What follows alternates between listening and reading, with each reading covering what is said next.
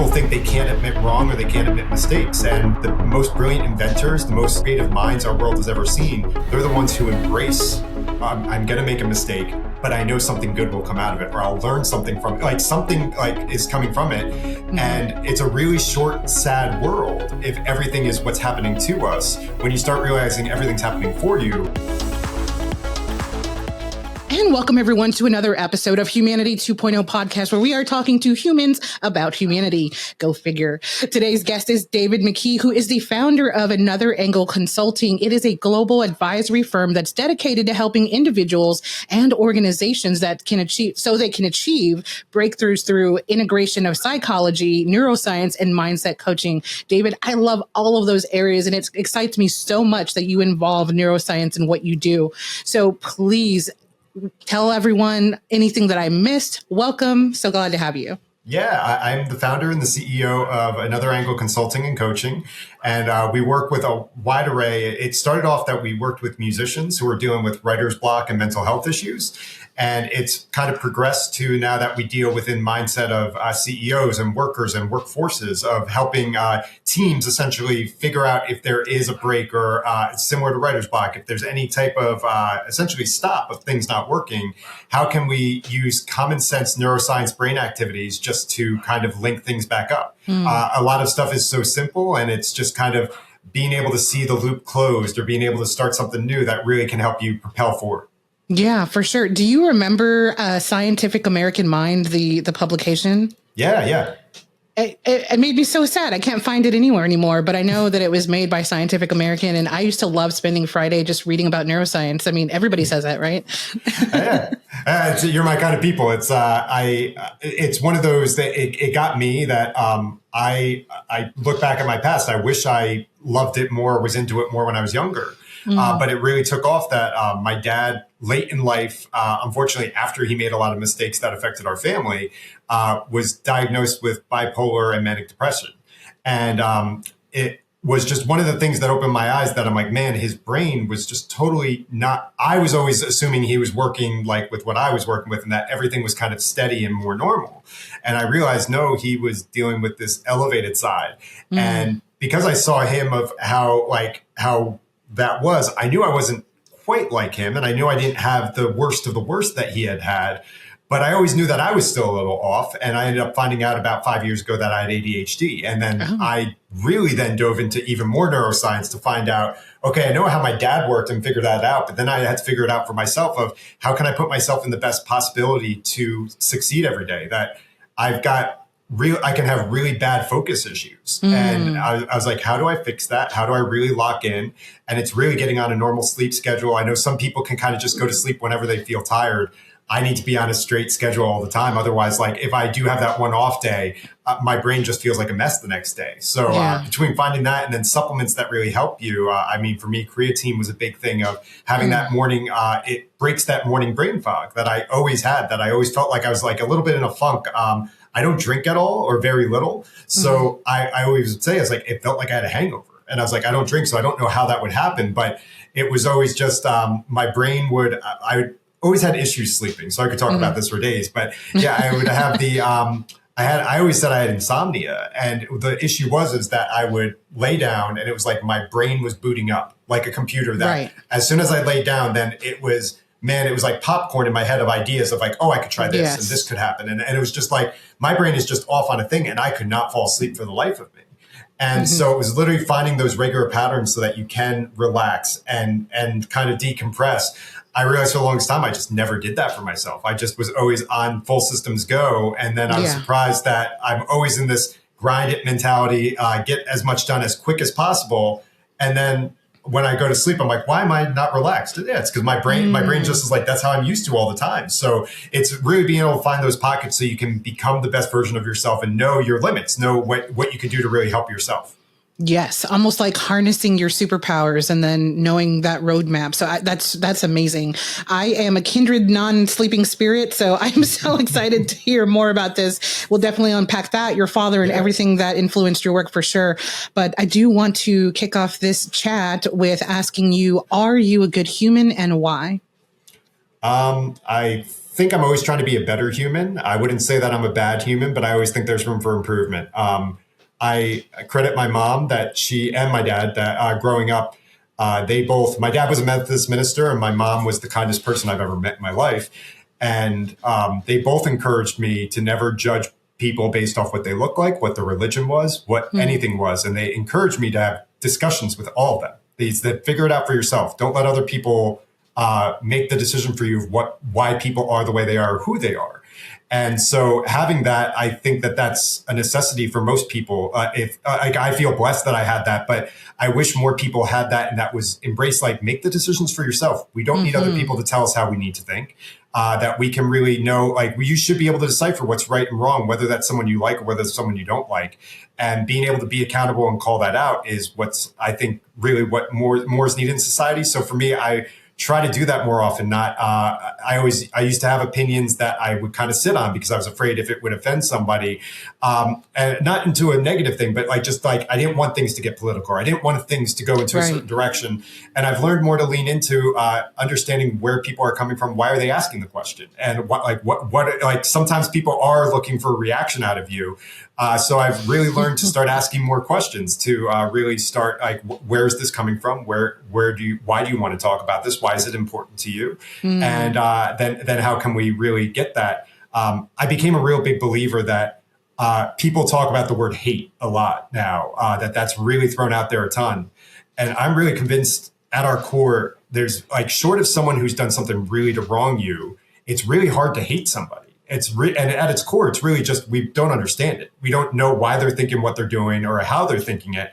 So I really have tried to lean into being a good person of starting that conversation of why do you think the way you are? Why are you making the choices you are? And then try to understand someone from that angle. And that's really how I got my company name, Another Angle Consulting, of how do we look at exactly what we're dealing with at its core, look at it another angle and try to find the good in it. I love that so much. I adore your parents. So if they are still here, please give them my regards. Oh my God, that's amazing.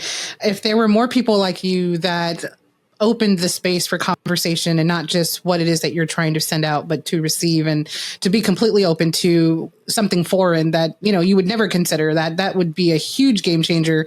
And we would definitely be seeing things a little bit differently on all landscapes, whether it's political or social or environmental. Any landscape, it would be a game changer. So here's hoping that people will start to consider and listen to other opinions other than their own, for sure. Absolutely. Yeah, it's so beautiful to be able to get that out and being able just to know where people are coming from. It really just opens up so many other levels. I think a lot of people are just scared or just they don't want to know or they don't want to say that they were wrong. And I've started leading with the conversation with anybody that I let them know from the jump. I don't care. I don't care who's wrong. I could be wrong, but it's just one of those things of, can you own it? Can you be able to come and say where you had your shortcomings? Being wrong doesn't make us bad. Making mistakes, it's this whole social media kind of angle that's gone in society of everything needs to be perfect. People think they can't admit wrong or they can't admit mistakes. And the most brilliant inventors, the most creative minds our world has ever seen, they're the ones who embrace I'm going to make a mistake, but I know something good will come out of it, or I'll learn something from it. Something is coming from it. And it's a really short, sad world if everything is what's happening to us. When you start realizing everything's happening for you, it really can open up so many other stratospheres of the way you think. That is interesting. Can you give some additional examples of that? I'm sorry. Yeah, you're fine. You're good. Yeah, if you can give some further examples of that would be awesome. So being able to just effectively get out of what's happening. And I always try to disarm situations before they could become a problem. So I come from an accounting world. I have an accounting background before I got into psych and neuroscience. And I would tell teammates at this just core level that I don't care if you make mistakes, don't hide them. I'll get mad if you hide a mistake and then lie about it.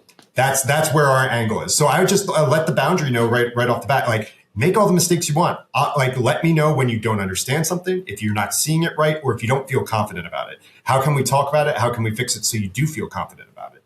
And that's such more of an empowering way to look at everything compared to a way a lot of society has gone that everything is, I'm so afraid I'm going to do something wrong. And I'm so fearful. And that just spikes our cortisol, spikes our anxiety and our flight or fright kind of mentality of everything kind of being anxiety ridden. So I found that you can live with as much anxiety as you want. You can be very successful too. You can have that and like have both. But what I find with a lot of those people is that they're not really happy. They're just like, they're in what they think they're working towards. Right. And I use the example that I worked on an album a couple of years ago, and I was really excited when it was coming out. I knew the track list in like February, and it didn't come out until the fall of that year. And I was just so excited. And my birthday's in March. So I knew this track listing in February. My birthday's later in March. And I don't remember that birthday.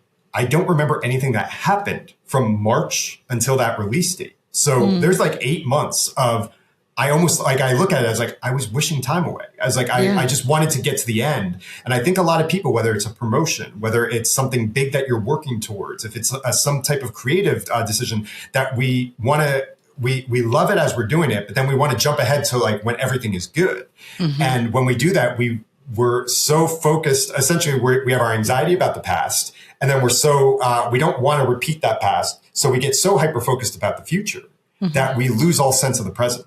And it's the whole Eckhart Tolle power of now, that like a lot of people have been saying it for years. How can we live in the present?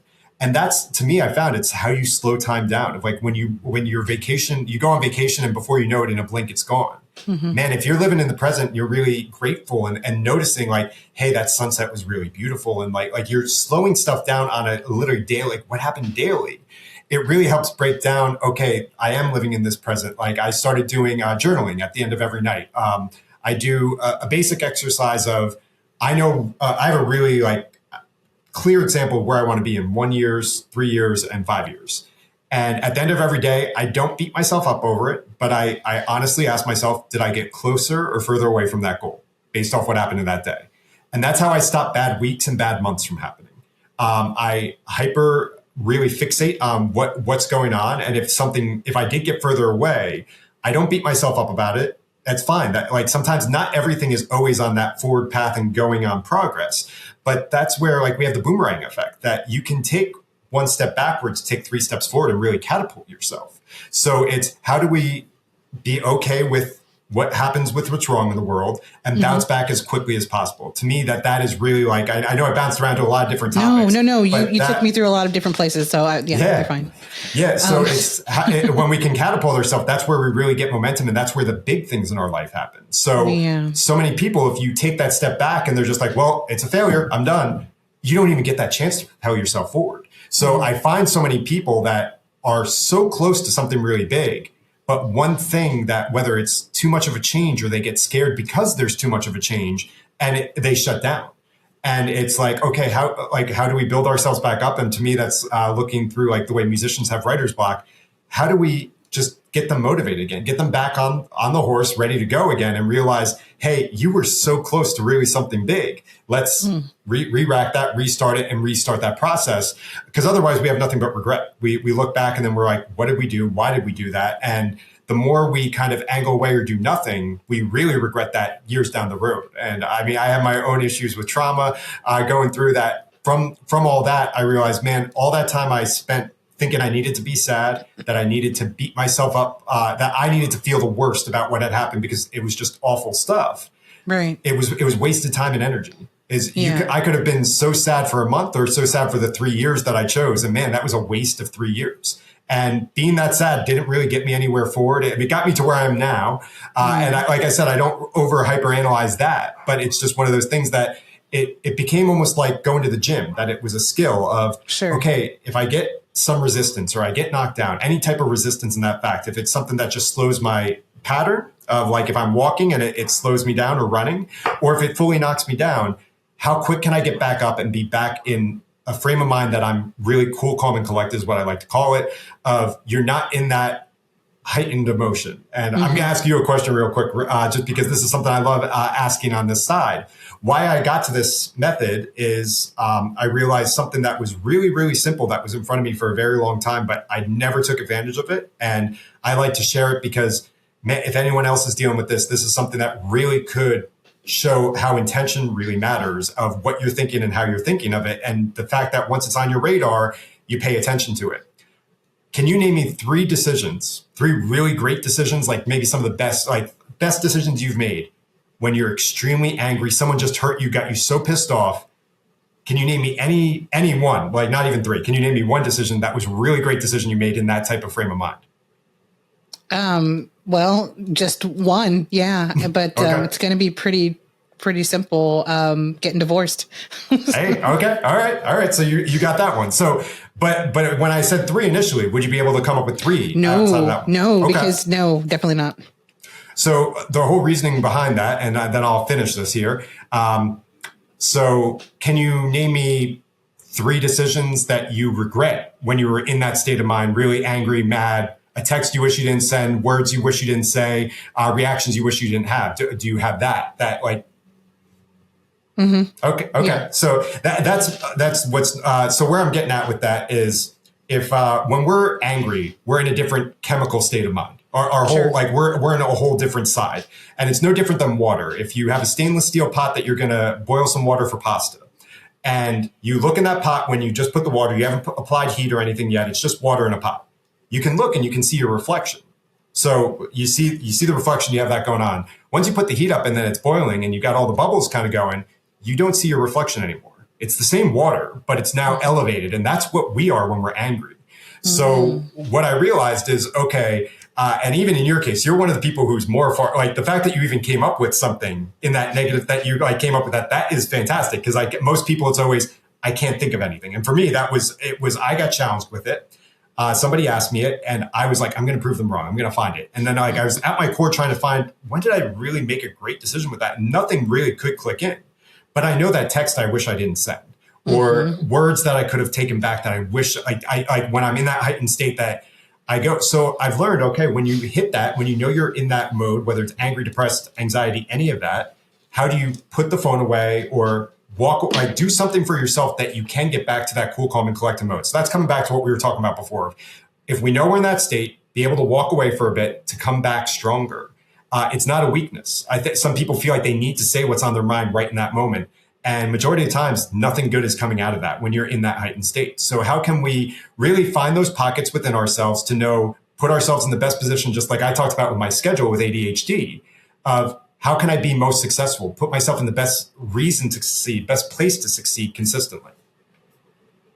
Yes, you said so many wonderful things, and I find that my brain is parakeet sometimes. And so I was trying to like write things down while you were talking, and I did just that. So I'm happy that I did that. But thank you for sharing all of that wonderful information. It definitely was inspiring, and also makes you take a little bit of an inventory. So I definitely did that. And I'm proud of myself for thinking of something too. I mean, it was a mixture of anger, but it was also a mixture of self-advocacy and saying, okay, you know what? We're here now at this point and I should never be there and I never want to be there again. So here's what we're doing. But I definitely did have some actions that I regret for sure in that particular moment.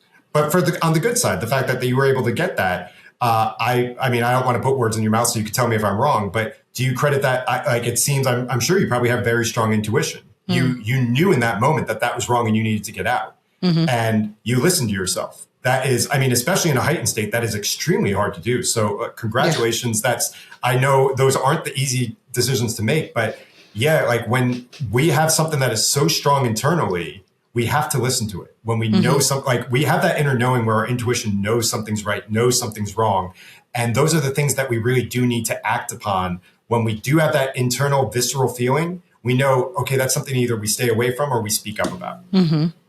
Yes. And I believe it served me very well throughout many, many years of just being able to connect with people and to interview them and to be able to uncover stories that were there that, you know, you find them saying, oh, I didn't even know that was there, or I can't believe I shared that, you know, that kind of thing. Yeah. So it's definitely served me well over the years. So one thing I do want to go back to is in regards to being in the moment and forgetting, you know, that you're there and being so just wrapped in what's going on that you lost that time. I had a similar situation with an orchestra. I was in the orchestra, but I was also the president of the orchestra. So I led the entire thing and I did it for 6 years and I played with them for 7. But during the time where I oversaw every single operation that there was, and I spent, you know, countless hours in the office and on the stage with them, I just remember that there was so much time that I lost that I didn't appreciate. You know, there are so many things I accomplished that I didn't even realize until after I retired. Yeah. And I helped all of their programming, all of their sponsorship programming, all of their media marketing and video, everything. I did everything. And then one of the biggest things that I did was I worked with the city manager who wanted to take an idea from MIT and put that into Texas, in this little small town that we live in. And it was essentially taking sounds that represented the city and then putting those into a composition and creating a symphony or a piece that is literally the sounds of the city. And I thought that was the coolest thing. And they did it successfully with, I believe it was New York Philharmonic and MIT. And so while we didn't have an MIT laboratory, we were able to make do just because I'm that kind of person. You know, when you grow up with nothing, you know how to work with nothing. Yeah, yeah, absolutely. So I worked with a team and we were able to gather submissions and then eventually hire a composer who composed this beautiful piece that exists out there today. But I didn't really appreciate what I did, or that I put the framework into being, and that because of me and saying, okay, yeah, sure, I can do that. All of that exists now. And I didn't really appreciate it until I retired. So it's kind of funny. Yeah, no, I mean, it's one of those that for me, it was real. Like I told you, the story of the music thing of feeling like I lost time. And I mean, we always feel like we don't have enough time in life. No matter what age you are, you think you're getting too old too fast and anything along that line. And I realized that, and maybe this is just something for me personally, but when I was able to start, so it all started with the exercise and it was very annoying. I opened with that, but it was the most enlightening and best thing that ever happened to me. Is it helped me get to my ADHD diagnosis. And it was a mentor asked me, write down every negative or neutral thought you have through the day. And I just said, all my friends think I'm a really positive person. And like, I always kind of felt that based off like the people around me and all. And then I started writing it down and I was just like, oh man, like it was just an enlightening thing of realizing how much power is in our thoughts. And then researching it, like Joe Dispenza's work of how we can really, we can make ourselves sick by our thoughts of just worrying about everything constantly, being in a cortisol type mindset that everything is wrong or everything. How do we calculate how, if you have something bad happen in your life, I would always calculate how everything then could go wrong from there. And I never calculated how everything could go right. Everything was always tiered to the negative. And I was a very positive person, but it's what I thought the worldview was. I thought that that's what you were supposed to do. And when I started realizing, okay, I don't need to be toxically positive. I don't need to be just everything's great. Like, no, that's not, it just doesn't work for me. But I also realized I needed to cut the source of that negativity, of that everything was there. And I appreciate what you said about my parents before. My mom did pass away. It's 12 years ago now. But she, we had no family history of cancer. There was nothing at all in our family. Like first person to die of that. It was just wild on our end that did happen that way. But I asked the doctor, what was it? And he had said stress. That I think she lived a life very similar to mine of everyone thought of her as the brightest light and everything like the just biggest spark in the room of no matter where she was. Right. But I don't like when she was alone, like she could have down times and sad times. And like, I realized that that's a lot of what I carried. And I realized I've always been told I was so much like her. And that was one of the things that I knew. I was like, I need to actively change. Otherwise I'm following the same roadmap that she did, just constantly being sick about everything, taking on more than I needed to. Yeah. And just realizing that I always wanted to say yes to everything because I didn't want to miss out on opportunities. And I realized, man, like I could take on 10 opportunities and be giving people 50% of what I can actually give, or I could take on 2 or 3 and give 100%. And the 100% I was way more proud of. I felt more intrinsically like involved with what was going on. And I just didn't feel like a scatterbrain like I was all the time. But it was like a lot of that growing up with the trauma that I had. I was a people pleaser. I was worried constantly about what other people thought and really didn't take a lot of stock or enough stock in what I thought or what I cared about. And it was always about everything externally. And I found as I more talk about this, there are a lot of people who think like that. And I reached out, it's why I started kind of doing this as there's a better way. And I'm 41 now. I feel lucky that I found this out at this stage of life. I've talked to people who are in their 60s and 70s who told me that I just taught that to them. And I was like, you know what? I want to do the reverse. If I'm in my 40s, I want to help people who are in the 15 to 20s and on up. Yeah. How can we talk about this? How can we get the conversation started? Because it's something that's so important, and it feels like you get control of your life back. Something where life kind of can feel like a ride that's out of control. This was something that it like just made everything easier, and everything's really clicked into place by thinking more in a space of what can I do? How can I impact this? Instead of constantly that fear of, oh my God, everything's going to go wrong. I was smirking not because of you. I'm 41 also. Mm-hmm. Okay. And you said you were a March baby. Mm-hmm. What's your birthday? March 30th. Okay. We're like maybe 2 weeks apart. I'm on the 16th before St. Patty's. So yet another thing we have in common. But I do agree. And your mom is with my mom, by the way. They're having coffee. So yeah, they're hanging out right now. Yeah, they totally are. It is very difficult. I did not realize how difficult that would be. I thought that I prepared well enough within the last, I guess maybe 5 years. My mom just passed like a year ago. And so I thought that I was prepared, and definitely wasn't. I mean, you hear people say that all the time, like you're never prepared. And it's so true. You really are not. And it is insane the amount of things that you uncover afterward too. And all the things that you learn that you never knew. And in fact, I'm working on a documentary that involves finding my father and also finding the indigenous tribe that we come from. And I'm working with the genealogist, and it's funny because one of the first things that we find out is that I know nothing about her siblings as far as like the quantity. I thought there was 11, and apparently there's 15. So even just something so small, we're on this crazy journey, and it'll be really difficult. Just because there's a lot that's going to be uncovered that I'm not ready for, but having people to talk to will definitely make it, possible. So it's a crazy ride, but yeah, mothers are everything. So I love that she instilled some really great things in you, and also that you can kind of look back and see similarities between the two of you and then utilize that as a catalyst for change in yourself. That's super cool. Yeah, I mean, and for anybody who's lost somebody, like I say this to you and anybody listening who has been in that role of, man, like I talk about her all the time, like she is still here. So like I love that's how it came across. I'm gonna tear up a bit, but it's I'll keep it together. So I don't know all the answers, but I know a lot more now by treating things this way. But I started looking for all the gifts that she had, all the things that she passed on to other people, how she would light people up. And I now notice that in other people, when other people have some of those qualities that she has. And by talking about her all the time, I realize, like, I'll say this and someone's like, oh, that's just like this. And by doing that, I realized, man, like she's still such a presence in my life every day. Like I think about her every day. I mean, I finished writing a song that I don't know how I could ever perform it. But yeah, it was just it was for me, it was for peace to be able to get it out because it was what I was thinking.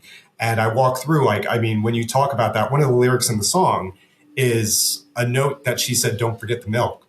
And I just remember losing it of like just the simple little things that you just are gone. So yeah, the cries are a good thing. Sorry. I always say it's it's okay. You're in the same place. But yeah, it's just one of those that it hits on, you can be as sad as you want about it. And when I cry now, it's like such a release. It's like happiness. And it's Andrew Garfield that said it, I think on the Colbert Show, after he lost his mom, that when he cries, he's like, it's just all the unexpressed emotion I didn't get shown. And it's just, so when you have that, it's, it really can stand out. And for me, it's so many people who never met her now know about her from my talking and like going through it. And it's a way, I keep her close every day of like, I meditate, I pray, like, I walk through, Tony Robbins does his priming exercise where you talk about, so it's literally to help get your brain and your heart into coherence. Like, so when your brain and heart are really like locked in, it works on a multiplier effect and it really lets you be just on another level. So like I always say, like I talk or like I think of or I see my mom almost every day because she's always one of my so grateful for is because that's where everything started for me. Yeah. And So, culturally speaking, like for me, at least, they are still here to us. Like when people pass, they're with us all the time. We see things in the world that remind us of them, and it feels as though they're there, whether it be, you know, birds or whatever kind of symbolism that you connect with your lost loved one. So I totally believe that. Yeah. And all the lessons of kindness that you have, that like, I mean, that she passed that to me, and like just that passing on is like, yeah, it's so present. I mean, man, my niece performs just like my mom used to. And like when she grins, you see it. Like, it's like literally, it's like I'm looking right at my mom. So it's just wild of like how all that stuff kind of can go. And I was like, you can be as sad or depressed about it as you want of how awful it is, or you can see all the greatness of like the little things of where they are still so present in our life every day. Yeah. And my mother and I had like the most unconventional relationship, just because, you know, she was busy and I raised myself, but I had 5 other siblings and they all got to be raised by her except for me. So then when I got older and we actually had to talk about it, her response was, well, you didn't need the help. You were doing it on your own and you were doing a great job. So I just kind of hung back, and I was like, okay, well, that's not an answer. But then as the years progressed, we became closer and more transparent. And, you know, in her, you know, last years, we had a lot of those moments that we should have had when I was younger. We just had them at a later point. And so my big story that I love to share about her is just her boldness, and how her boldness didn't transfer to the other kids, but it did to me. And so everything that I've ever done has always been bold and vivacious, you know, for the sake of that word. But I remember when we were small, or at least I was told, we were all sick and we were very poor. And she went to the neighborhood bar because she knew the people who owned it. And she said, hey, I need to work as a waitress so I can earn cash to go get my kids some medicine. Just left us all by ourselves, and, you know, the siblings watch each other. But she went to work in a bar that she didn't work at and just said, I need this job. I need to get my kids some medicine. And that's what we're doing.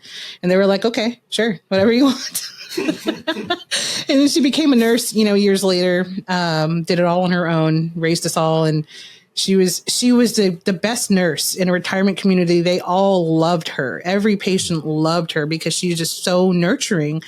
And it's funny because, you know, she was nurturing for everyone, but, you know, she was tired. So when it got to be my turn, and also I was on my own, you know, doing my own thing anyway. So it was kind of like a, you know, 2 ships passing. But I just really think about that boldness and how she did, you know, whatever she needed to do in the moment without any kind of reservation. And, you know, she was good at everything that she did. When she passed, her nurse called me up and said, oh, I just wanted to say congratulations on your award. And I was like, what award? And she goes, your mother, before she passed, she said that you won an award and she was super proud of you. And I was like, no, but maybe that's a foretelling of something in the future, you know. But she was proud of everything that I did. I could wash my hands and she was proud of it. So yeah. It's one of those, the connection of like when you have that, it's just beautiful. I'm glad you shared that, because man, I could tell your mom had a beautiful impact on you and many other people.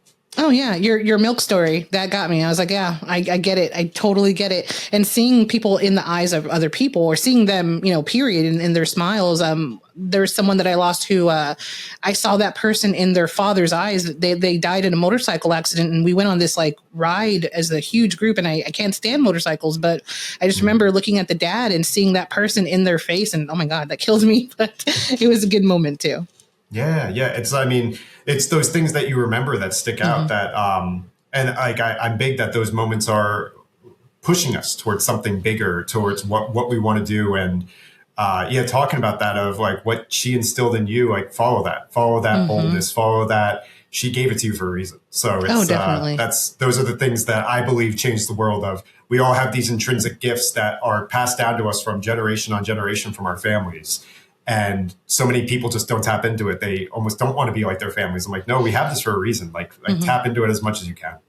Yeah, that's excellent advice. I think that no one really does think about that. They're like, oh, that's cool. And then they just put it in a box and move on. So thank you. That's amazing. Yeah, Speaking of people, we all have moments when another person or another soul reminds us of our shared humanness. Can you tell me about a person who surprised you with their humanity, whether it be just a huge amount of compassion or empathy, and then it just changed how you viewed the world and humanity at large? I look back at multiple times in life that I could have had a really hard time or a hard go of things. And for whatever reason, part of it was my mom kind of prepping that side. But like a great example would be when I got to college, my mom drove me down to Florida, and she found like every time you're in college, you're matched with an advisor who you usually don't talk too much outside of that first meeting. It's just kind of that's it. And my mom's like, I'm going to talk to the advisor. I'm telling her, I'm like, that's not really how this goes. Like, I don't know what you think you're going to get out of this, but I'm like, go nuts, have fun, do whatever you want. And she got in touch with my advisor, who's Dr. Peterson, who I proudly still talk to this day. Wow. And she went to him and she just said, hey, I'm a single mom. His dad's not in the picture at the time. And she's like, I live in New Jersey and I can't afford a plane ticket. So she's like, when something goes wrong, I need someone to look after him. I need someone who's going to do this. And he has his own family. He had kids, but Dr. Peterson to this day has always treated me like a dad would, of like, he's tough on me. He would do things. So my mom was able to find that in people, like when she knew that they cared about their kids or cared about their outcome. And she, as a teacher, I think really like leaned in on another teacher of, she realized there's this power there that I didn't even realize that's kind of like their inner fraternity. But yet she said something that really got across. And I mean, man, Dr. Peterson was like to the great, like he's been such a nice and great example to me, but I did make mistakes in college. I was a kid. And he was really hard on me when I made those mistakes. And like, it was like, I learned those lessons really, really well. And they still stick with me to this day, of things of like not taking shortcuts and not doing things the wrong way, do things the right way, be proud of what you do.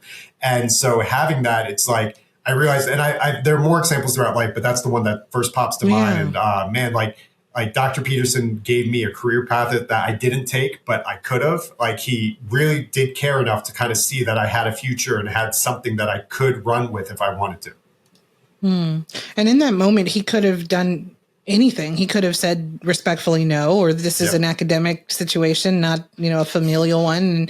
Is there, I guess, a memory that you have of him of just, I don't even know how to phrase it, but just a memory that you're inspired by him and just who he was or who he is? Yeah. So, and it was one of the hard experiences. So there's this old, I found out it was urban legend and not true the hard way. I'm sure going through college, if you went to college, so the whole, if a teacher doesn't show up 15 to 20 minutes after the class time, that the class is just, over. It's not happening. Yeah. So at the time we're in campus in West Palm Beach, Florida, and we're right on the Intercoastal Waterway. So the campus is here, and my hands are all off. So essentially, like in the middle, all right, the campus is here.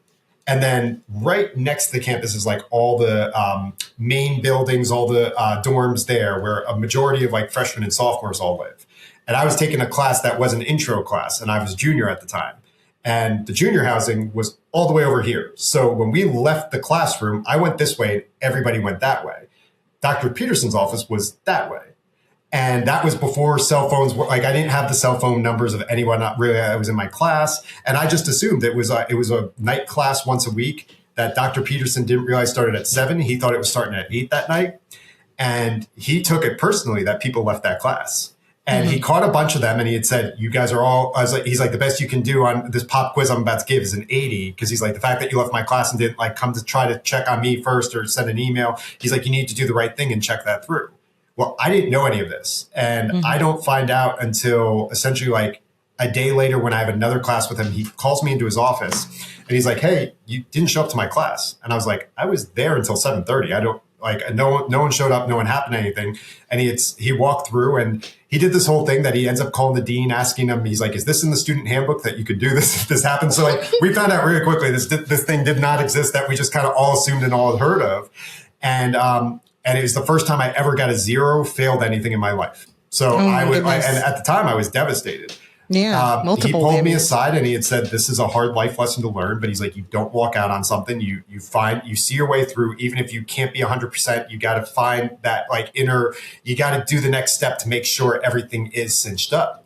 And I never made that type of mistake ever again. And I credit him to that, is that like, it literally was like, sometimes you need to be scared enough that you don't make a mistake again. And he handled it he didn't curse at me. He didn't talk down to me. He didn't say a negative word about me. He had just said, what did you do? What were you thinking? and wanted to sit down with me and like walk. And it wasn't being sarcastic. It was just kind of like, really, what were you thinking? Why wouldn't you ask the teacher? Why wouldn't you go to his office just to make sure maybe he's there? Like, or go check, is he okay? Maybe something happened to and he's like, this is life. This is what you're going to have to deal with. So he's like, you just can't take the easy road. Oh, someone didn't show up, I'm going to walk out. He's like, no, check in on them. Check in on the people you care about and go through those things. So it was, I mean, like I said, it hits me today. And that rock bottom feeling, I'll never forget when I knew I got a 0 and failed. But he walked me through because I was so nervous. I had a scholarship that was academic based. And I was like, I couldn't afford to go to school if it wasn't there. And he was well aware of that. And he had said, he's like, I had to give you this 0. He's like, it is what it is. But he said, I promise you, he's like, you will stay where you need to stay if you ace everything the rest of the semester. And that was like the second week of class. So I was on thin ice for the rest of that semester, but I got an A with everything else, and he held true to it. And he had said, he's like, that's what you do. He's like, when you do make a mistake like that, you go above and beyond to go 100% to make sure you don't make that mistake. You walk through and show them that's not who you are. Sometimes we're going to do things that don't reflect exactly who we are. And there are a multitude of reasons or excuses we could say, but the best thing we could do is actually show those people what we truly are afterwards. Explain that it did happen. Don't have to over apologize for it. But if they give you the opportunity to show back up again, really do that. And that really stuck with me ever since. Yeah, that is an amazing experience. Good on him. Is he gone now as well? No, he's still, he teaches at University of Indiana. He has a beautiful family, and we check into it with each other every couple. It used to be every month, and now it's more like every 4 to 6 weeks. Oh wow, that's so cool. Man, you could probably write a series on that, on just those experiences. Oh yeah, he's the best. Yeah. So I'm curious, because of your field, it is something that society can easily misunderstand and judge very quickly. So when it comes to what you do, your work with people, what would you say is it that society does not understand when it comes to advocacy, neuroscience, mental health, all of it? What do they not understand? That it's not one size fits all. We all have uniquely wired brains in different ways for a multitude or millions of different reasons. Every single choice we make brings our neuroplasticity and what's going on in our brains to different levels. And everybody is specifically different, from our genomes to our DNA on down. Like, we have specific intricacies that are just specific to us that nobody else has. So it's leaning into the whole mentality. The one thing that is one size fits all is what works for you. And I lead with everyone. I'll be an open book. I tell everyone what works for me, but what works for me won't work for other people, or completely. Some in a box, some certain situations, sure. But it's really finding what does affect you, what do you do, and so much of medicine is that way. I know, like, science can people will take shots at science of one thing goes wrong and it's all that. So I'm like, well, that's a specific set and it's nuanced. It's not not everything is just black and white. Like, medical field, especially with neuroscience, there's lots of shades of gray, and it's going to be a little bit different with each person. I mean, we can just what we talked about in my family history is undiagnosed mental illness that severely spikes so much in these societies or in our family society that, man, it could have been so different if it was just treated at a right time. But my dad came from a background where his dad died very young in his life. He never really had a father, and the stress of that. And then I'm wired the way he is, that I can be very sensitive. I have these moments where I just need deep rest, and I've learned to lean into that. I always thought of that as like a weakness of mine. And no, it's just something I need. It's just what you realize what you need and what you need to do. Yeah. And when I mentioned people pleasing before, I had somebody at work a couple of years ago, and it was just kind of like a matter of fact statement. They were telling a story, and they're like, because I'm a people pleaser. And they're like, Dave, you know what that is. You do that too. And I immediately said no. And then it was like a glass shattering moment in my head that I was like, oh my God, yeah, like I do that a lot. And it was just one of those things that so many things I just do, and a lot of us do, it's just muscle memory. We're doing the same thing. And what I like to say about this, and this is where I talk about the root of negative thinking and how positivity, you can change stuff with just a little bit each day. Of so much of what our bodies do, our bodies are naturally lazy. The way our bodies want to run, and a lot of us are letting our bodies are running the show and the brain's along for the ride. And in reality, you can live a much healthier, happier life if you realize your brain controls everything. and then your body's along for the ride. And the brain sometimes needs to say, hey, get up, do what you need to do. Certain advances in neuroscience show that when you do something, like when you don't really want to go work out, but then you work out anyway, you strengthen some of the gray matter in your brain that really helps prevent Alzheimer's. Not saying it's a direct link, but it's one of those things that, just doing things that you don't do every day. Don't be on the same routine. Do something slightly different. That's neuroplasticity, of having that little bit of a difference. And it opens up new possibilities of what you can do. So a lot of us are stuck in what I call the whole just kind of loop cycle, a negative loop cycle. And it's the default mode network in the brain of wanting to be that lazy self. And it's why we wake up on the same side of the bed, look at our phone right away, and then maybe we get up, but we have then our morning routine of how we brush our teeth, how we shower, how we get ready, if we have breakfast. And a lot of us do that same thing over and over again and really don't have much difference in what's going on. Mm-hmm. And so when that happens, our body gets used to it, and that's where the muscle memory comes in. So when you have an initial reaction, like if someone drops something, instead of wanting to see if they want to pick it up first and you initially just go and do it, that's our muscle memory jumping in, of like you just naturally go and do something. So a lot of people are naturally doing that, and it's a negative loop cycle, because if you are worried or stressed about what's going to happen the next day, and you go to sleep looking at your phone, stressing about what's going to happen, you're reading the message or the email or the picture or whatever it is, that is kind of triggering that anxiety of what's going to happen the next day. Mm-hmm. And then you go to sleep, and then you wake up and you immediately go to your phone to turn off your alarm. And then you start looking usually at the problem, what you're having. Our brain is in a partial theta state still, when it's the first 10 minutes when you wake up and the last 10 minutes right before you go to sleep. So a lot of people are wiring that anxiety hard-coded into their subconscious when they do that in that first 10. So one of the neuroscience tips I love talking about this is just in those first 10, don't look at your phone. And it doesn't have to be 10 minutes right off the bat. It could start with 2 minutes, then 5, and then build into it. But what you realize is when you're in that theta state, you are most suggestible to your subconscious. That it's like, that's why they say, like, if you saw the stuff growing up, when people said, when you first wake up, go into the bathroom, look at yourself and say, I love you 4 times. That's where it's coming from. It's truly neuroscience, is that they're saying when you're in that theta state, you say something outwardly positive. Today's going to be a great day. You're going to go through. And so as you start doing that, and that's part of your schedule, your body then knows, okay, in that last 10, you're not triggering it with anxiety. That when you put your phone down, then your mind starts racing. That's the cortisol that was running. And that's what I realized. Yeah, it was a partial ADHD brain thing with me when I would lay down, that it would get like that. But it was also a cortisol anxiety problem, that it was way too high. And my body really didn't even know when to do it. And the big trigger for that with people is if you've ever had a panic or an anxiety attack, and you can't name why it happened, it just kind of happens out of nowhere. Your body's now in a mode where it has so much stress and cortisol, it doesn't even know how to properly regulate anymore. And that's usually what the warning sign that I like to say is, like, if you've ever had one of those, your stress is way too high. How can we work to reduce that and get that down? Yeah, for sure. I really enjoy that. That is amazing tip in regards to the 10 minutes. I love that so much. Learn something new. So I want to make sure that we hit certain areas. And so forgive me if we move a little bit quicker, but I do recall reading in your bio, and I was very fixated on this, that it said that your journey is deeply personal and shaped by your own family's mental health challenges and a profound desire to understand human behavior. And then in addition to all of that wonderful color, it mentions you working on a book as well. But I want to first focus on your family and how that familial experience, just really took hold of what you became and who you are. So please expand on that for us. Yeah. So essentially, like, in a nutshell, is my dad had the undiagnosed at the time bipolar as well as manic depression. And he got into a bad situation, owed money. He ran up money on a credit card, was stressed about bills, and was a minister at a church. We bounced around a bunch. He was very good at what he did as a minister. So they put him in these churches to help build up the church.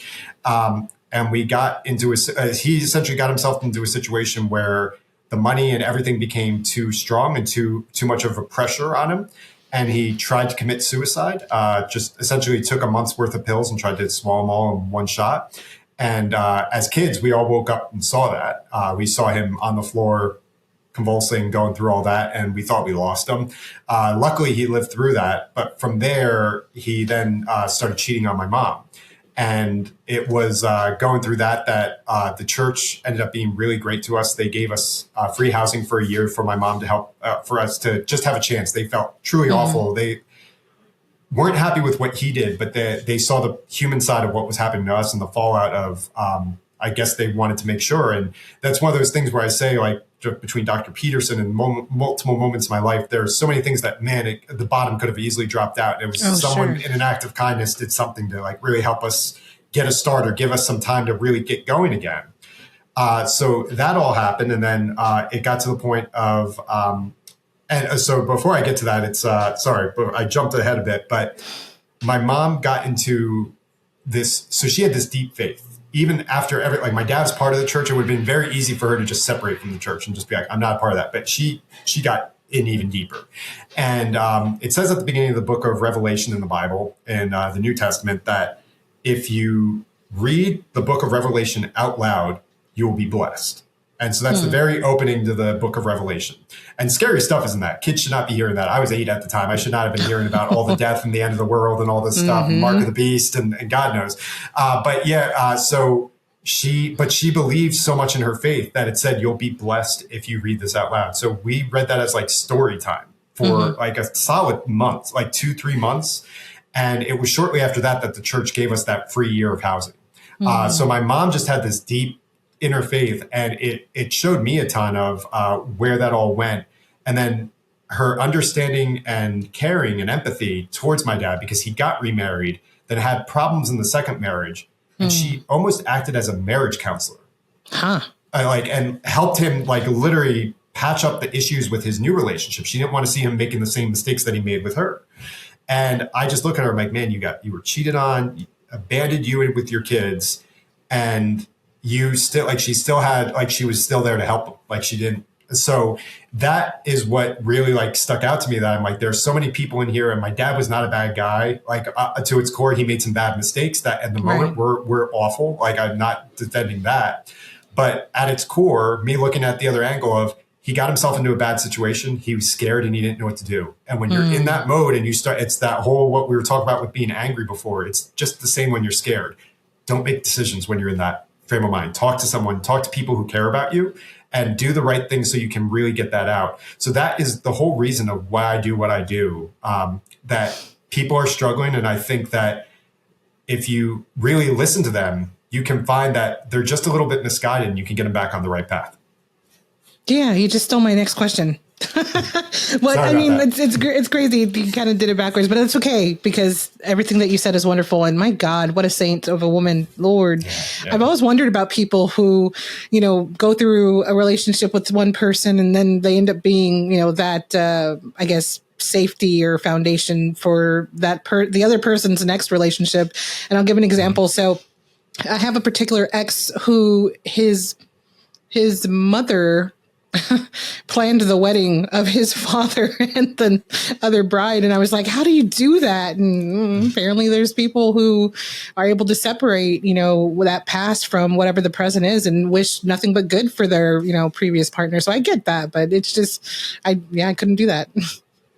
Yeah, it's, I mean, like, so personally for me, I'm now married again, but I went through a divorce, and I openly talk about it just because I find myself, again, situations like I mentioned before, where things could have been very different if people acted a different way. And I'm very blessed with the people who are in my life, that the first marriage helped me. I know the hindsight of it helped me get through the loss of my mom. I probably would not have been able to survive that alone. And I think it was just one of those situations where that worked out. But her parents had gotten divorced as well. And so we both had that kind of shared trauma that we went through, and it helped us end our relationship without it going down a really negative path. We both were like, we fell in love as kids. And then as we became adults, we became very different people, and we were more friends than we were in love with each other. And the love factor, unfortunately, was just not there. But we always loved each other as people, that we wanted it. Like, we never wanted to see bad upon each other, and we wanted each other to succeed. So there was no cheating. There was nothing dramatic like what happened with our parents and what they did. Sure. But we were able to kind of close that loop, close that cycle. And it always stayed friendly. That there were, like, it could have been very difficult. My life would have been much more difficult if that had not been in that capacity. But yeah, it's one of those that I realized that sometimes it took our shared trauma that we went through that we're like, you know what? We don't like how our dads treated our moms. And we don't want to do that to each other. So it was just the line of respect of we were friends. It felt more like we were roommates than it was like then we were being married. But being able to come out of that is how do you view it? And some people will take the pride angle of I need to be right, or this needs to, how can I show face with the people around me or anything like that? I didn't care about that. I just, like I was just in a down spot and I needed to kind of figure stuff out on my own. And it really did help me kind of accelerate that path. And it led me to finding what worked for me. Yeah. And sometimes it is that it's you have everything fall apart so you can help build it back up. And it makes everything much more beautiful. Like I don't regret it at all. Like I'm so happy with where I'm at now and like the steps I took to get where I'm at. But all those little things that happened leading up to it, all these people and all these situations, Dr. Peterson, again, like, man, like I'm not the person who I am without knowing that compass of what's right. Sure. Like thinking earlier to something that you said about depression and how, that period was a part of your life. But then I wanted to like so badly interject like, well, yes, it's a bad period of your life, but it also shaped who you are. And it's, part of why you do what you do. So it's integral and it's so important that that period was there and that you're able to reflect on it and expand on that. So I would argue for anyone that any kind of trauma is not always bad. It is bad. Trauma is bad at the root of it, yes. Yeah. But it also is empowering and it provides insight into who we are and what we can be and what we've survived. So I would say for anyone having to deal with trauma or having had it happen to you, period, any kind of depression or negative, emotion that you've had, you're here now and you've survived that. And this is good. This is where you should be. And using that experience is empowering for sure. And anyone who's been around me, it's just to tap or piggyback on what you're saying with that. I've let people know routinely, especially when you are going through it, because when you're in the middle of it, it feels like you're never going to get out of it. It's talk to the people you care about, talk to people who know the real you, and explain. Like I held back I never wanted my friends to see me in pain or the people closest to me to like. It was like I didn't want that, and the friendships that I have now, it's like we say, I'll be offended if you're going through something and you're not. It's like, well, that's what like friends are for. You're supposed to be like, it's easy to be there in the good times. It's when you're going through it and things are really awful. Who are the people reaching out? Who are the people who truly care about your well-being and what you're doing? And it really helps implement the whole mindset of, are we reactionary or are we creators? And for me, I'm a creator, and is life happening to us or for us? And every time you hit something if something happens to you, it's I like to say, especially if you're going through this right now, some type of trauma and you're hearing this, is this the end of your story? Are you satisfied with that being the ending? If that's the case, because a lot of people treat it like that's the ending. And for me, I'm like, man, I see all the books, and when things get really tough and hard, that's not where it ends. It's usually the big rise of what sparks someone to become something, to beat whatever that issue is or whatever that demon or evil, whatever's going on. It's just embrace that part of like, my story's not over. This is this is the chapter or a chapter or two before it gets really good. And when you frame that and you look at it that way, bad is going to happen to all of us. Is this the end? And it's like, are you happy with that being the end? Or are you going to work like hell to make sure that that's not the final chapter of my story? It is very relevant right now, and you're making me tear up. So thanks for that. But only in the respect that there's a divorce happening, there's a house selling happening, there's also now cancer happening, and it's a lot. Yeah. And I think about the people who are present and have expressed wanting to be present during this cancer journey, and it takes me aback quite a bit to understand that there is more community than I ever thought there was. And that people that I just barely even know, that are so invested and supportive. So it's insane how much, I guess, how much people are willing to just, help and be present, just be there. Yeah. That's a huge help as well. So yeah, I can certainly identify with I guess like the observation of how people respond and come together and, just support one another just for the sake of, you're a human, I'm a human, and this is what we should be doing. Yeah. And I don't, if you don't mind me asking, is cancer diagnosis for you or someone close to you? Yeah, it's for me. Okay. So if you don't mind, I'm going to challenge you. I hope you don't mind on this end. Go for it. But start doing what I do every night. Ask yourself before, like when you put your phone away and you're kind of resting into that sleep status of how is you from 1 year, 3 years, and 5 years? Are they proud of how you reacted towards that day of what you're going to do? And some days you're just going to need to rest, and like you got to let your body rest as much as possible. Mm-hmm. But think about that future version of you and how they want you to react every day and how they want you to attack every day to get to where you're going to go. Because I can tell with the light and what you do, this is not the end of your story. This is just getting started, and you've got a long road, and it's not going to be easy, but you're going to be able to help heal and touch so many people with what you're going through because of how much light you bring to others. Thank you. I will, I will definitely think about that. I wrote something recently and I posted it on LinkedIn about how I was trying to keep to everything that I normally do, right? All of your routines. So, it's crazy to think about, oh yeah, you get this diagnosis and then you're like, oh, but it's fine. It's fine. I'll deal with it later when I schedule time to deal with it. Yeah. Yeah. And I was trying to just do everything normally. And then I get on this medication to like kind of help stop the growth before next steps and such. And, sure. I found that I was having to take like a bunch of naps, like 4 naps in a day just to make it through that day. And I was really proud that I did that. But then I got to thinking about it and I was like, that's kind of not good, that you're having to really modify your schedule that's full when really you really need to just cut back on the schedule and you need to make some changes. Like you really need to do that. So I've been canceling stuff left and right to afford the time to rest and to even eat, and make sure that I do these things that we normally do every day. But for me, I just, I do other things. But it's so funny.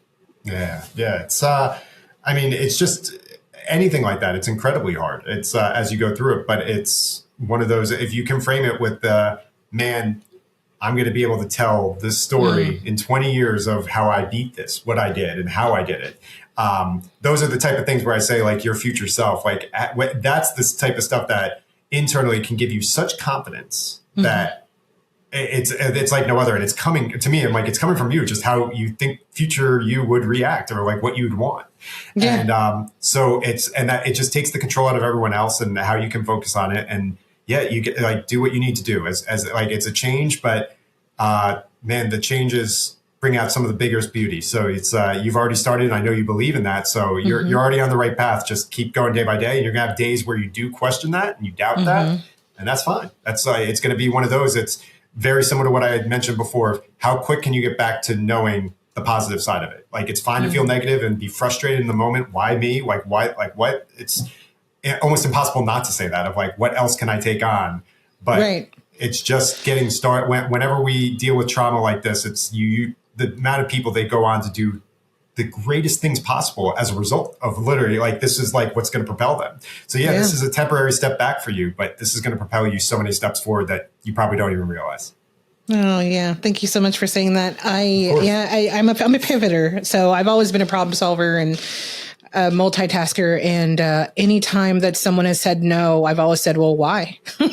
Or watch this, I'll do it. And I'm really happy about that because I know that regardless of what happens, I'll still be able to find a way to forge ahead or to self-motivate or to change things entirely to, make things possible. So I appreciate your words. Thank you so very much. It was not supposed to be about me, but hey, no, it's how it goes sometimes. Right. So we were talking about what you do, and I loved asking people in this particular way to tell us the why behind the work that you do, and then tell us what you do. So if you can kind of rephrase, but in that format, the why behind what you do, and then what you do. So the why is coming from the regrets and the mistakes that I know I've made, and that I was able to self-acknowledge that where the mistakes were made and figure out how is there a better path forward. And being able to figure this out, I mentioned earlier that I talked to a couple people who are in their 60s and 70s. And when I started talking about some of these items, they're just like, I never thought of this way. And it made life so much easier for them. And they're like, I'm so glad I found this out before 80. And then when I realized, I was like, man, I found this out in my early 40s, late 30s, early 40s, that I was like, I've got so much more time. But I wrote a book called Navigate the Noise. And that is a big part of the why of I don't care how much it does in sales. This is just, if it can help one person, then it was worth it. But I just saw what was happening post-COVID of attention spans being diminished on people and people relying on cheap dopamine, constantly going to their phone, binging Netflix or whatever show.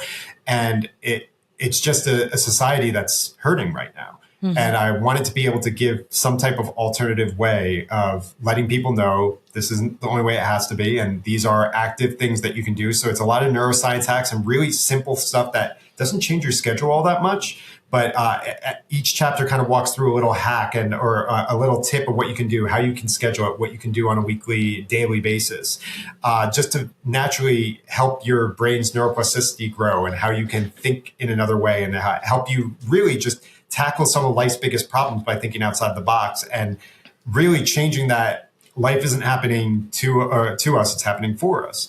And man, the kids who went through high school and college, COVID, having to have that remote kind of thing, they did not have the same life that we have. So they're going to have a fundamentally different perspective of life. And if I were them, it would be very easy to think that life's happening to me. And it's how can we let them know, man, there is another way to look at this. And that's really my why of if we can change the minds of a couple people, it just has this exponential effect on so many others. And then you went over the work that you do earlier, but feel free to rephrase the work that you do. Oh, sure. So, yeah, I mean, I work with, I worked primarily with musicians in the mental health and mindset space. And I helped them with writer's block and working through anything that they were kind of just stuck on. And then from my corporate experience in finance and accounting, I realized that there were a lot of parallels with dealing with personalities. And so then I started applying personality tests with the companies that I work for. And how could we help employee turnover? Just the basic problem of keeping employees happy longer and then employed longer with the company by instituting psychology, personality tests, figuring out what the people want, what drives them, what makes them interested, what really makes them them. And showing that the whole mindset is there's this old quote, people don't care how much you know until they know how much you care. So I started implementing that with the CEOs that I was working with. How can we show your employees how much you care?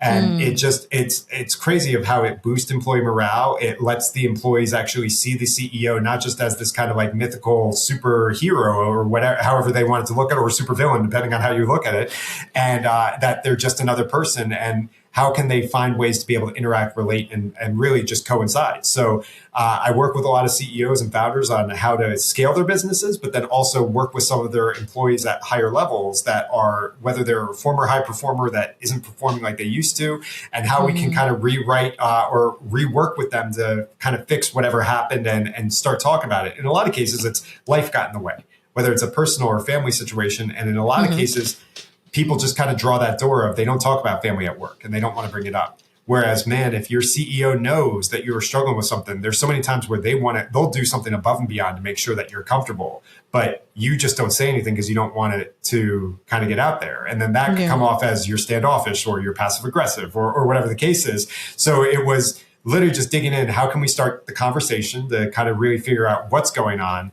Man, if they're going to leave, if you're going to fire them or let them go, that's going to happen either way. But wouldn't you like to have as much information as possible to know why it's happening? And if we can figure that out, it helps bridge a lot of other gaps and really like helps you problem solve on a different level instead of just making snap decisions. Yeah, that is such meaningful work in so many ways. I'm so happy that you exist and that you do this work. Yeah, no, I'm not even joking. I mean, I'm laughing, but I'm not joking. I love interviewing people, and especially when you find someone that does, significant work that helps people in various ways and ways that we don't even, perceive. But I was so excited to meet you, and I'm so glad that we got to do this. Please tell everyone where they can find you, websites, socials, all that good stuff. Go for it. Yeah, you got it. At David Mckee 84, DAVID MCKEE 84, and at Another Angle Consulting. And Instagram are my main social medias. I don't do much social media beyond that. But yeah, I'm also a songwriter, as I said, in the music side. I have music that will be coming out as soon as February 20th of this year. And there'll be majority of an album, if not an entire album, coming out this year, as well as my book, Navigate the Noise. Nice. Well, we are certainly going to promote that. And actually, I was thinking about your song that you were mentioning about your mom. Yeah. And I have that documentary about family. So we just might have to collaborate on that for sure. That'd be awesome. I'll send you an advanced copy. You'll have to check it out. Would love it. Yeah, for sure. And then also, I cannot possibly even let us depart without the best question in the whole entire world. It's supported my entire work, I guess, for 5 years now. In a different way. If you could share a message with humanity, any message at all, what would you tell them? Show that you care. That if it's opening the door for someone, going the extra mile, do small acts of kindness, make a really big difference. And you can, I've run into this situation countless times, and I won't drag on about it too much, but the simple act of opening the door for somebody can really make the biggest difference in the world.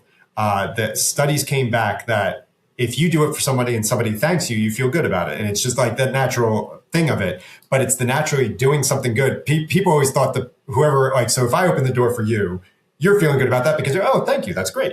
But it actually has the same impact and sometimes a bigger impact on the people who are holding the door. So it's just literally that communication and that connection within people. If we're going to connect and put something out there, even if we're not talking to everybody we see, try to do small acts of kindness and look of how other people might be impacted. The smallest thing could really make a big impact. And the more you realize more people care out there than it seems, then the media will portray. And at that there are more people who actually do have empathy, care about what's right and wrong. And if you do little things like that on a day-to-day, it really will make a massive impact.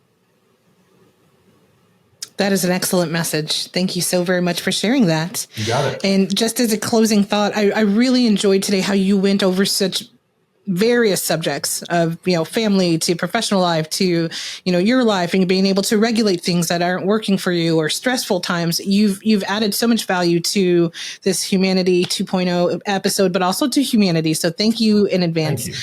But thank you for all that you do. In case no one's told you today, thank you for all that you do. Thank you. You too. I particularly enjoyed that quote of you said life happening for us, not to us. Is that right? Yeah. Mm-hmm. I mean, I've heard it in a different variation, but it's still beautiful regardless of how you say it. And it's so true. I think that if we were to take a moment and just think about that and apply it to our life and see where it has been evident, many times in our lives, we would have a very interesting perspective at the end of the day. So, I would encourage our listeners and viewers to visit your website and see your work, because I think that you have such an interesting perspective. And again, the fact that you champion with neuroscience as well, I love that so very much. Can't even tell you. Is there a neuroscience fact that is just so fascinating and brief that you want to share? I just have to ask. Yeah, it's so there are going to be a couple, but the one that really sticks out to me that makes the biggest difference is that the theta thing that we talked about, and I'll go into it just a little bit more. But so, yeah, when your first 10 minutes, last 10 minutes, when you're waking up, going to sleep, it's when you're still feeling groggy. And that's usually like the thing of like when you feel like that little grogginess that you're about to fall asleep, your brain's entering or into that theta state. And it's talk about what you want to happen, what you want to view, how you want to visualize this is going to end up. And if you take it from that point of view, you're going to open up so many other doors, because majority of us, like we talked about, we already hyper analyze how everything could or might go wrong. Start literally visualizing how it could go right.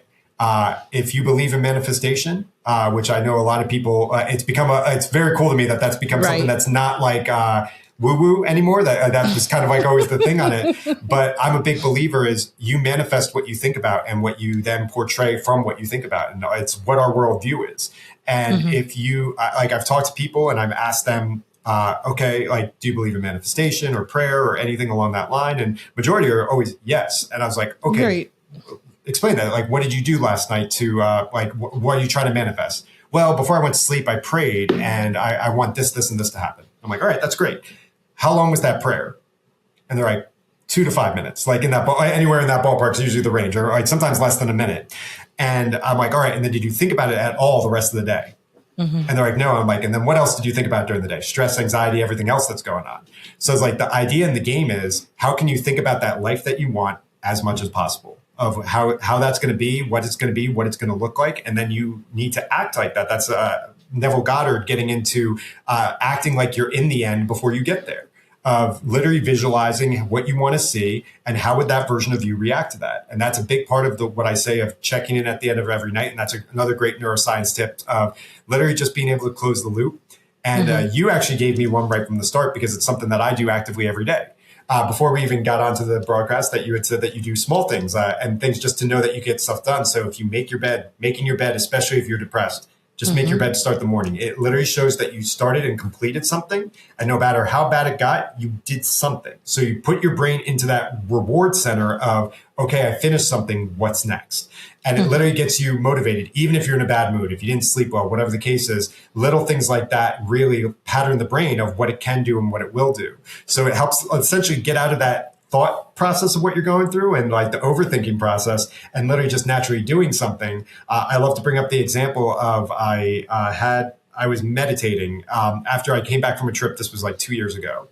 And I was really anxious about all these different work projects I had going on. I had started a lot of stuff and I was really excited about all of them, but then I would get into this point where I'd start 5, 6, or 7 projects and I would have them going at like 40 to 50% and they would all kind of hit a stop at the same time. Not the same thing, but like all random kind of like at the same time, they're all kind of having trouble. And I started meditating and I had unmistakably, I've had this happen 2 times with my mom. She had this unmistakable voice and it happened once this time that I'm mentioning. And another time she helped me finish a song. I could tell that story to you another time. But so I go to meditate just because I'm so flustered about like all these different work projects. And I just got home from a trip from Florida and my house is a mess. I just like literally suitcases open, clothes are all over. It's just not good. And I start meditating and within about, I'd say probably like 60 to 120 seconds, first minute or two, unmistakably, I hear my mom, Dave, clean your house. And it was literally her voice, unmistakable. She died, like I said, 12 years ago, and this was 2 years ago. And it was just unmistakably her voice and in like a stern manner. But what that did was I did clean my house and I spent the next 3 hours cleaning. But as I'm cleaning and I'm doing like, it was like I vacuum and then I pick this stuff, I sort my closet and I get all the laundry done. And as I'm doing like thing by thing, I'm realizing, oh, with this company, I could do this. And it's what it does is it helps your brain get into that creative mode. Whereas if you're pressing or you're stressed, you're all in the flight or fright mode. And again, you might get a result out of that, but more likely it's going to be not your best work. Like we talked about earlier, when you're in that heightened emotion, you're not at your best. So it was cleaning helped me get back to a more neutral way and it's no different than like some people, it's taking a walk, going for a workout. For me, it's also music of how do we find that calm again, and then literally think about it in another way. If the problem isn't going anywhere, try to walk away from it. If you're trying to stress and press on a decision, that stress isn't going to make that decision a really great one or one of your better ones. Thinking creatively and thinking outside the box, that's where you really usually hit those standards of something that's really great. Yeah. Another golden nugget. So happy that you're here. David Mckee, everyone, another Angle Consulting and just, amazing human being. I hope that you have the best day of your life today and every day thereafter. I like to tell people that because they don't expect it, having a good day. Oh, have a good day. Yeah, that's right. That's well and good. But for me, it's, have the best day of your life. You never know. Might. For everyone else, we will see you guys on another episode of Humanity 2.0 podcast next week. Don't forget, we do put out episodes on Mondays and Fridays. And then there's a solo cast of my own that happens on Wednesdays. So be sure to do all the buttons and all the followings and also visit David's links in the description for this episode. And don't forget, above all, be good to other humans. We'll see you guys next week. Take care. Humanity 2.0 podcast is brought to you by Vanessa the Vivacious Productions. Want to be a guest? Visit the link in the episode description for future guest opportunities. Ready to podcast like a boss? Join Podmatch and begin your Podmatch journey via the link also listed in the description. Subscribe to Humanity 2.0 Podcast on Apple Podcasts, YouTube, Spotify, and more. Follow and help support the show by buying Humanity a cup of coffee via buymeacupofcoffee.com/Humanity 2.0 Podcast. Above all, don't forget to be good to other humans. See you guys next time.